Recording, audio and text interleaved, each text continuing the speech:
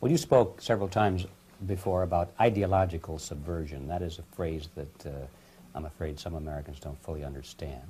When the Soviets used the phrase ideological subversion, what do they mean by it? Ideological subversion is the process which is legitimate, overt, and open. You can see it with your own eyes. All you have to do, all American mass media has to do, is to unplug their bananas from their ears, open up their eyes, and they can see it.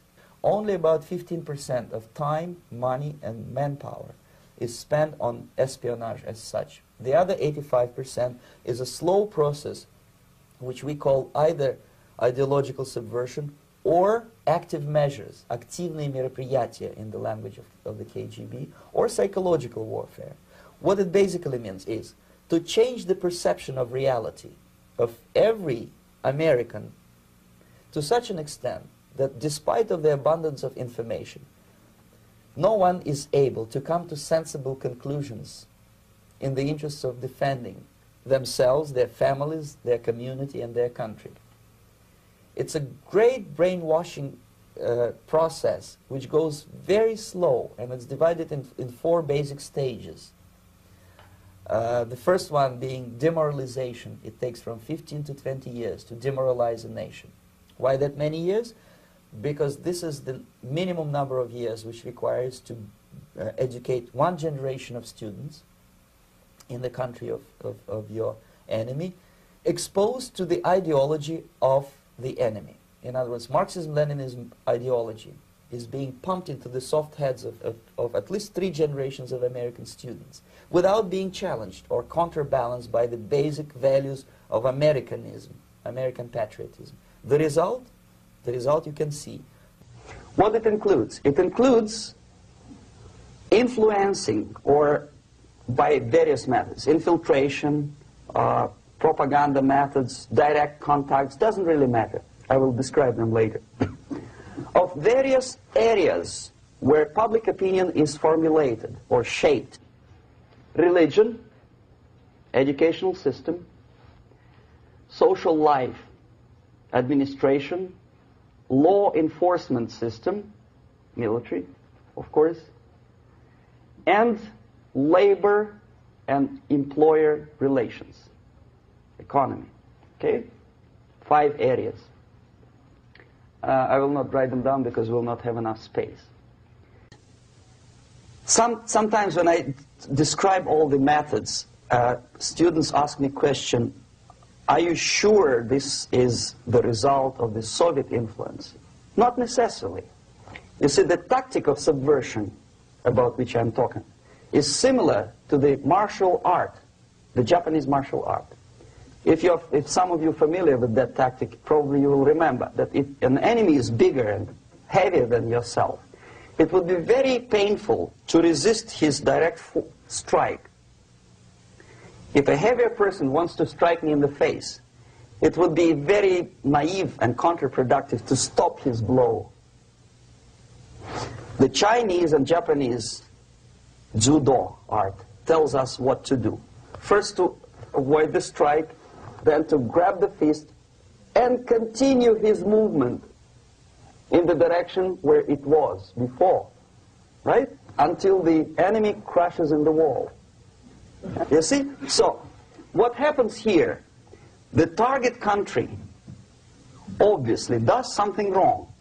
If it's a free democratic society, there are many different movements within the society. There are obviously, in every society, there are people who are against this society. They may be simple criminals, ideologically in disagreement with the state policy, conscientious enemies, simply psychotic personalities who are against anything, right? And finally, there are a small group of agents of a foreign nation, bought, subverted, recruited, right? The moment all these movements will be directed in one direction, right? This is the time to catch that movement and to continue it until the movement forces the whole society into collapse, into crisis, right? So that's exactly the martial art tactic. We don't stop an enemy. We let him go. We help him to go in the direction we want them to go. Okay? So, on the stage of demoralization, obviously there are tendencies in each society, in each country, which are going to opposite direction from the basic moral values and principles. To take advantage of these movements, to capitalize on them, is the main purpose of the originator of subversion. So we have religion, we have education, we have social life, we have power structure, we have labor relations, unions, and finally we have law and order. 1, 2, 3, 4, 5, 6. Okay? These are the areas of application of subversion. What it means exactly? In case of religion, destroy it, ridicule it, replace it with various sects, cults, which bring people's attention, faith, whether it is naive, primitive, doesn't really matter. As long as the basically accepted religious dogma is being slowly eroded and taken away from the supreme purpose of religion, to keep people in touch with the supreme being, that serves the purpose. Therefore, replace it, accepted, respected religious organizations with fake organizations. Distract people's attention from the real faith and attract them to various different faiths. Education. Distract them from learning something which is constructive, pragmatic, efficient. Instead of mathematics, physics, foreign languages, chemistry, teach them history of urban warfare, natural food, home economy, your sexuality, anything, as long as it takes you away. Okay? Social life. Replace traditionally established institutions and organizations with fake organizations. Take away the initiative from people.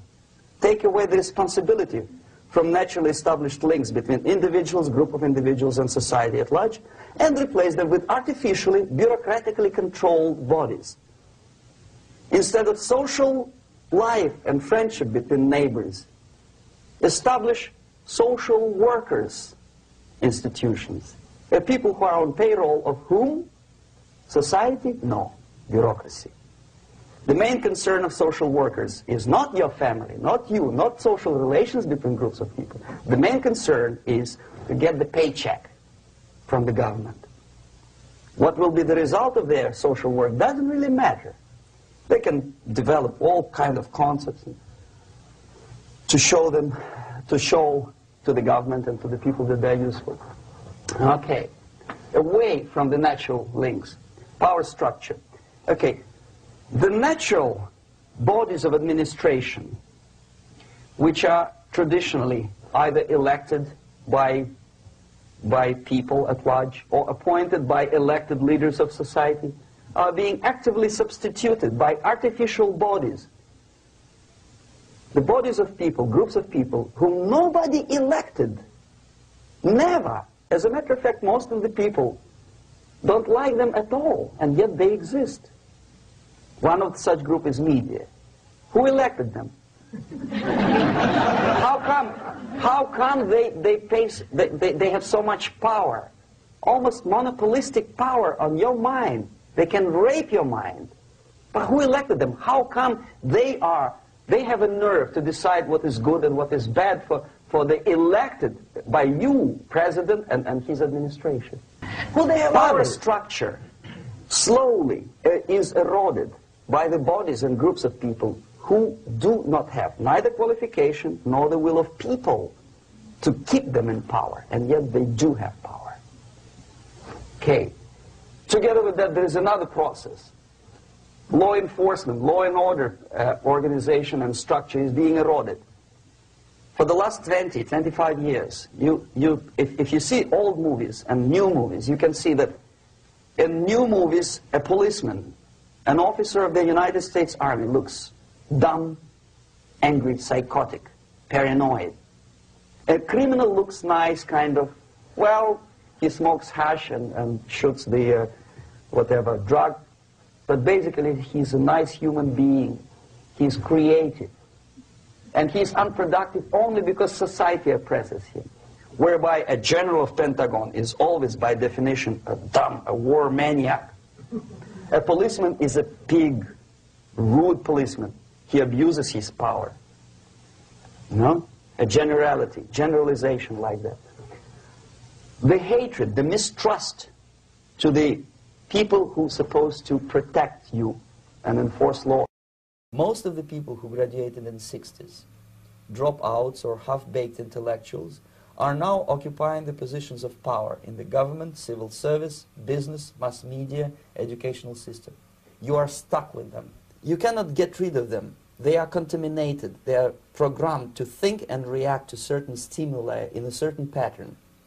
You cannot change their mind, even if you expose them to authentic information, even if you prove that white is white and black is black, you still cannot change the basic perception and the logic of behavior.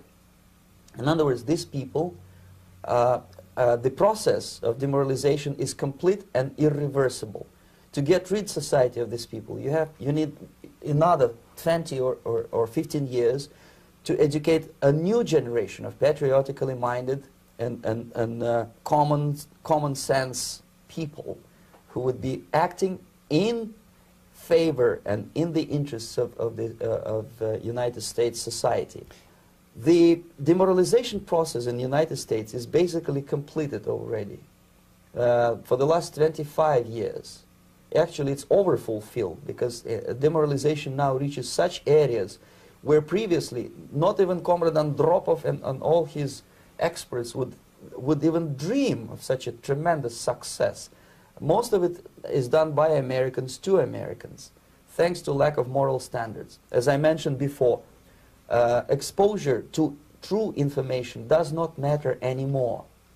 A person who was demoralized is unable to assess true information. The facts tell nothing to him.